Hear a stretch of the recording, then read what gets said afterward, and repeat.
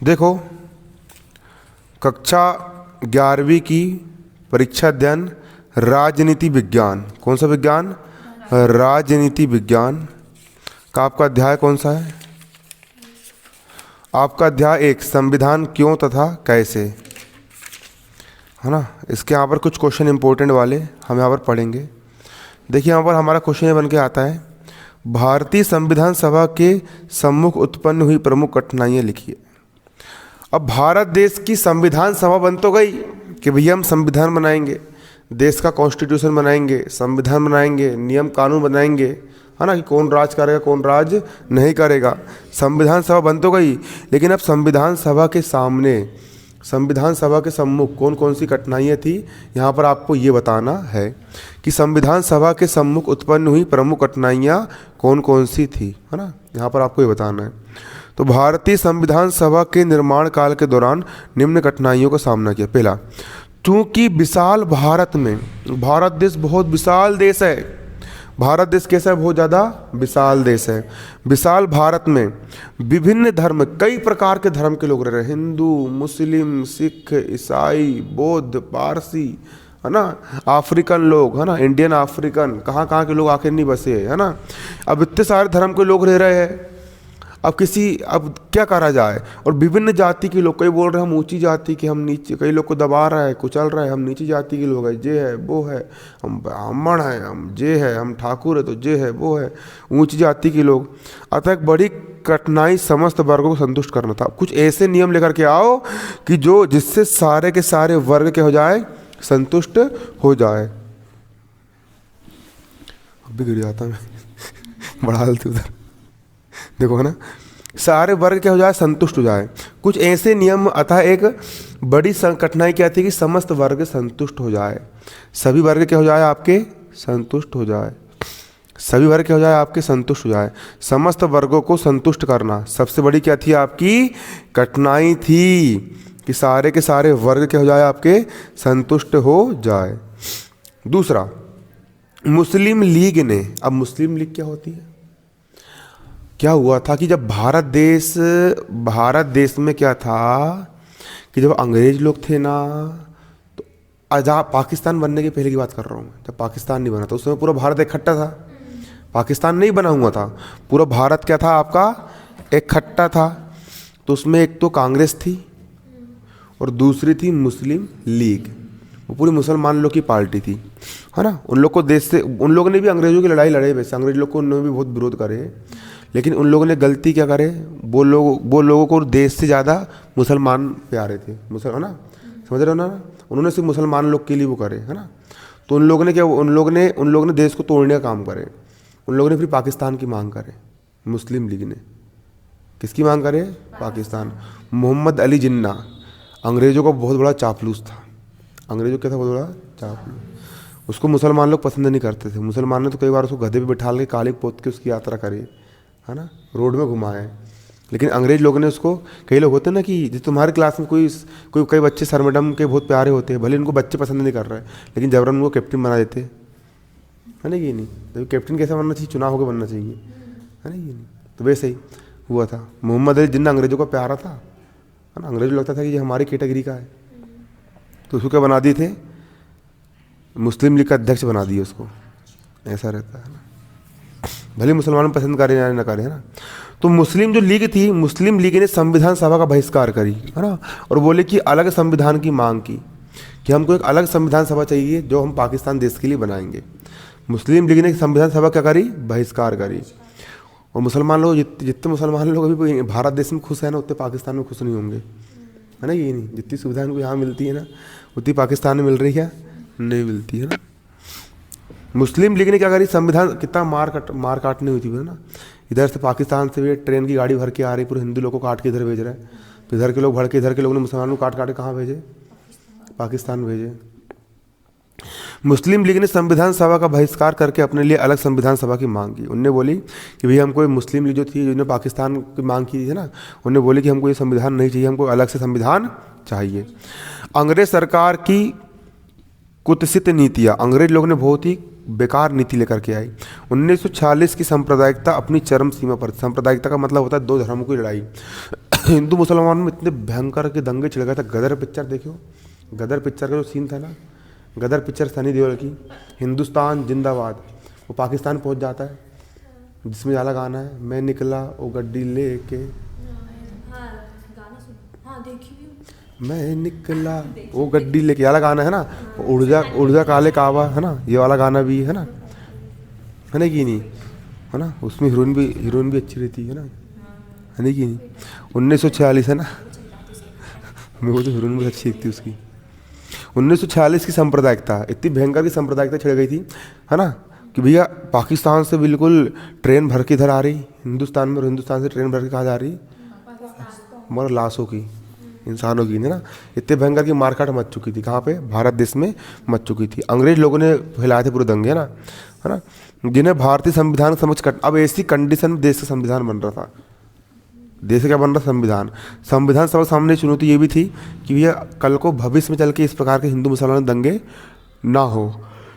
तो ये सारी क्या थी, संविधान की क्या थी, चुनौतियाँ थी, कठिनाइयाँ थी। अगला यहाँ पर आपका ये है, प्रारूप समिति के सदस्यों के नाम लिखिए। संविधान की जो प्रारूप समिति बनी थी, जो प्रारूप तैयार करी संविधान का, कि क्या क्या होना चाहिए और क्या क्या नहीं होना चाहिए ना, संविधान कैसे लिखा जाना चाहिए, किस प्रकार से बनना चाहिए, उसमें कौन कौन सदस्य। संविधान सभा की जो प्रारूप समिति थी, संविधान सभा के प्रारूप संविधान के परीक्षण के लिए उसको जो प्रारूप बन के तैयार हुआ, अब उसको लागू करना नहीं करना किनके हाथ में था, उसके थे डॉक्टर भीमराव अम्बेडकर, जिन्होंने आरक्षण लागू किया था, है ना, भीमराव अम्बेडकर, है ना, जिन्होंने आरक्षण लागू किया था। लेकिन वो सही भी था, आरक्षण सही भी लागू हुआ। इसका कारण क्या था कि अभी तो, लेकिन अब हट जाना चाहिए।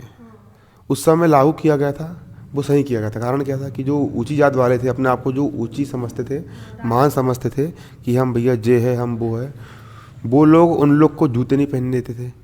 किसी ने जूते पहना, उसके पैर में घोड़े की नाल से कीले ठुकवा दिए, है ना कि नहीं। उनके गले में एक मटका रहता था, गले में मटका टांगे घूमते थे, कि उनकी थूक भी ज़मीन पे नहीं गिरना चाहिए, ज़मीन की जाएगी अपवित्र हो जाएगी। प्राचीन समय में, है ना, उनको जितने भी बेकार काम है, मरे जानवर को उठाना, ये करना वो करना, वो उनके अधीन थे। अब सोचो हो तुम उनकी जगह पे होते तो क्या कंडीशन बनती। और जो ऊंची जात वाले थे इस टाइप की हरकत करते थे, भगवान का नाम नहीं ले सकते, वेद पुराण को पढ़ नहीं सकते, शिक्षा नहीं हासिल नहीं कर सकते।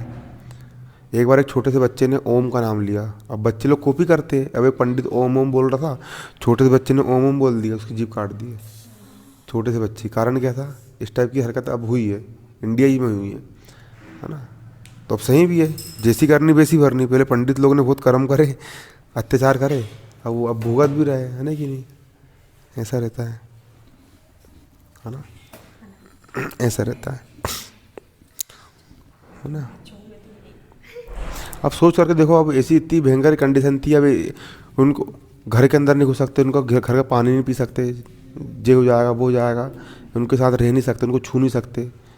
इस प्रकार की हरकत थी भारत देश में, इतना भयंकर का भारत देश में ये बिल्कुल वो बना दी थी। उन लोगों का सही था आरक्षण, और रहने भी चाहिए कुछ समय तक, है ना कि नहीं, रहना भी चाहिए। अभी भी थोड़ा थोड़ा अभी है ना, है ना कि नहीं। पहले अपने गांव कंडीशन बता रहा हूँ कि चौरसिया लोग, साहू लोग के घर में खाना नहीं खाते थे, वो अपने आप को वो समझते थे कि हम कहीं के वो है करके, ऐसी कंडीशन थी, है ना। साहू लोग हो गया, अपने आप को ही समझ, हर जात का अपना एक नियम था। जैसे फालतू इंसान लोगों को जबरन बांट के रख दी, जबकि इंसान इंसान होते हैं। आप भी इंसान, आप भी इंसान, आप भी इंसान, मैं भी इंसान। सबका हाथ काट के देखेंगे, काटना मत, तो सबका खून वही निकलेगा वही। तो जबरन में जात पात का भेदभाव क्यों, है ना कि नहीं, जात पात का भेदभाव क्यों। ये सब चीज़ें जो होती है ना, इंसानों को बांटने का काम करती है। अब इंग्लैंड में, अब अपने यहाँ धर्म का भेदभाव चलता है। अपने से कहाँ का भेदभाव चलता है, धर्म का भेदभाव कहाँ चलता है, अपने इंडिया में चलता है। अमेरिका में चलता है रंग भेद का मतलब होता है गोरे काले। अब गोरे और काले होने से क्या होता है, गोरे काले होने से कुछ नहीं होता है। गोरे हो काले हो बात है कि है नहीं कि नहीं, है नहीं कि नहीं, इंसान है। अब ये लड़की भली काली है, लेकिन दिखती कितनी अच्छी है ना कि नहीं, ब्यूटीफुल है ही नहीं, ऐसा रहता है ना, रियलिटी बता रहा हूँ मैं, है ना, है ना, नहीं बता रहा हूँ मैं, एग्जाम्पल दे रहा हूँ, देखो है ना, देखो एग्जाम्पल है ना, समझो, पहले समझ लो ना। प्रारूप समिति के सदस्यों के नाम लिखिए। प्रारूप समिति में पहले कौन थे? डॉक्टर भीमराव अंबेडकर। डॉक्टर भीमराव अंबेडकर की अध्यक्षता में जिस प्रारूप समिति का निर्माण किया गया उसमें एन गोपाल स्वामी अयंगर, अल्लादी कृष्ण स्वामी अय्यर, के एम मुंशी, कितने अच्छे से नाम, देखो के एम मुंशी, है ना, इनका नाम किस किस लेते होंगे घर वाले? अल्लादी कृष्ण स्वामी अय्यर प्रेजेंट मैडम, है ना, के एम मुंशी, के एम मुंशी, देखो यहाँ समझो, धमाल पिक्चर में देखो ना, यहाँ समझो ना, मुंशी ना, टी टी कृष्णमाचारी, कौन? T T Krishnamachari, N Madhava Menon, N Madhava Menon तथा मोहम्मद सादुल्ला सदस्य थे। कौन थे? मोहम्मद सादुल्ला सदस्य थे।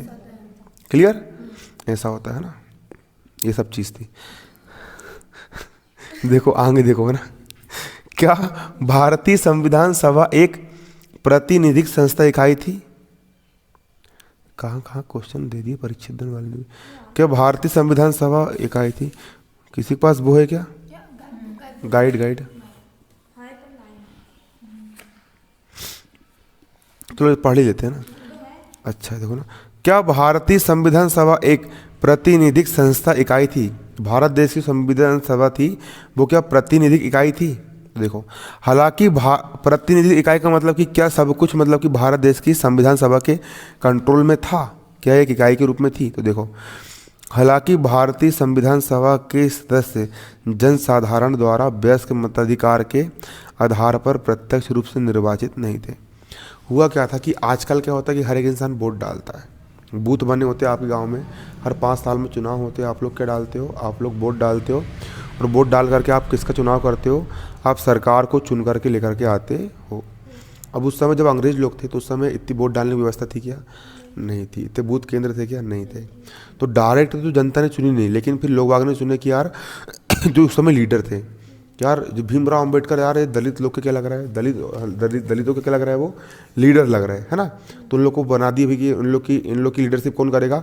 भीमराव अंबेडकर करेंगे, है ना। इस प्रकार से मुसलमान लोग की लीडरशिप कौन करेगा? ये करेगा। ये जैन धर्म की लीडरशिप ये करेगा, यहाँ के इतने एरिया का लीडरशिप ये करेगा। इस प्रकार से जो मेन जो राजनेता लोग थे, जो कि लोकप्रिय थे, जो क्या थे? लोकप्रिय थे, उन लोग को संविधान सभा में क्या दिया गया? स्थान दिया गया, है ना, है ना। प्रत्यक्ष रूप से निर्वाचित नहीं थे, अतः इस दृष्टिकोण से भारतीयों की प्रातिनिधिक संस्था इकाई नहीं माना सकता, है ना। अगर हर इंसान वोट डाल के अगर उनको चुन के लेकर के आते हैं कि संविधान बनाएंगे, तब की बात अलग हो जाती है ना। प्रतिनिधि इकाई नहीं माना जा सकता। व्यवहारिक दृष्टिकोण से कहा जा सकता है कि उस समय कैबिनेट मिशन योजना के अंतर्गत गठित होने वाली संविधान सभा की तात्कालिक संप्रदायगत बेमनस्यता की परिस्थिति में प्रत्यक्ष चुनाव असंभव थे। उस समय हिंदू मुसलमान के इतने झगड़े हो रहे हैं, तलवार लेके एक दूसरे को काट डाल रहे हैं, है ना कि नहीं। जहाँ पर हिंदू बहुल इलाका है वहाँ पर मुसलमान दिख जाए उसकी गर्दन उड़ा दे रहे हैं, जब मुसलमान वाला एरिया वहाँ पर कोई हिंदू दिख जाए उसकी गर्दन उड़ा दे रहे हैं। ऐसी खराब कंडीशन बन गई थी, है ना। तो इतनी खराब कंडीशन की जब कंडीशन बनी थी तो वहाँ चुनाव करा सकते थे अपन, चुनाव होना इम्पॉसिबल थे। विषम परिस्थितियों के बावजूद संविधान सभा में सिख, पारसी, मुस्लिम, आंग्ल भारतीय, अनुसूचित जाति और जनजाति की पर्याप्त प्रतिनिधित्व हासिल था। सिखों के लिए भी उनका लीडरशिप करने वाले बंदे थे, है ना, मुसलमानों की लीडरशिप करने वाले बंदे थे, और आंग्ल भारतीय, अंग्रेज जो विदेशी भारतीय थे, अफ्रीकन लोग यहाँ पे आके जो बसे है ना, चाइनीज़ लोग आके यहाँ पर जो बसे, उनका प्रतिनिधित्व उनके अधिकारों की रक्षा करने वाले लोग भी थे। अनुसूचित जाति और जनजातियों के को भी पर्याप्त प्रतिनिधित्व क्या था आपका? हासिल था। बन जाएगा ये क्वेश्चन, क्लियर है ना। तो प्रतिनिधित्व संस्था नहीं थी, क्यों नहीं थी? क्योंकि चुन करके नहीं लाई गई थी। अभी मोदी सरकार प्रतिनिधित्व संस्था है, क्यों? सरकार ने चुन करके लेके आई है, उस समय बना लिया गया, फिर भी सही बनी संविधान सभा, जो हुआ अच्छे के लिए हुआ, है ना। अगला क्वेश्चन यहाँ पर आपका ये बन के आया है, अच्छे क्वेश्चन, इसको तैयार करना पूरे, है ना। अगला क्वेश्चन, ये बुक तो मैंने पढ़ा चुका हूँ आप लोग को ना, है ना, बुक आप घर में खुद पढ़ लेना। अगला क्वेश्चन यहाँ पर आपका ये है, क्या भारतीय संविधान सभा एक संप्रभु इकाई थी? पहले क्वेश्चन याद करना है। क्या भारत देश की संविधान सभा एक संप्रभु इकाई थी? हालांकि भारतीय संविधान सभा ब्रिटिश सरकार द्वारा गठित थी। भारत देश की जो संविधान सभा थी वो किसके द्वारा बनाई गई थी? अंग्रेज सरकार द्वारा बनाई गई थी, ब्रिटिश सरकार द्वारा गठित थी।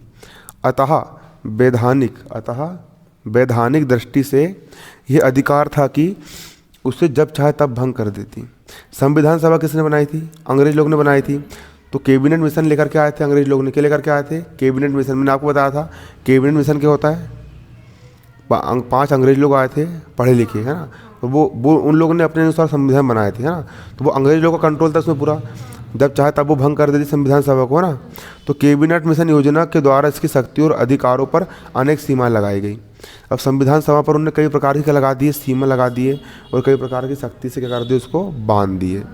इसके बावजूद संविधान सभा ने यह प्रस्ताव पारित किया कि ब्रिटिश सरकार अथवा किसी अन्य सत्ता के आदेश से उसका विघटन नहीं होगा। ये सारे आपके यहाँ पर क्वेश्चन। चलो तो क्वेश्चन जल्दी से याद करो पहले, है ना, करो याद।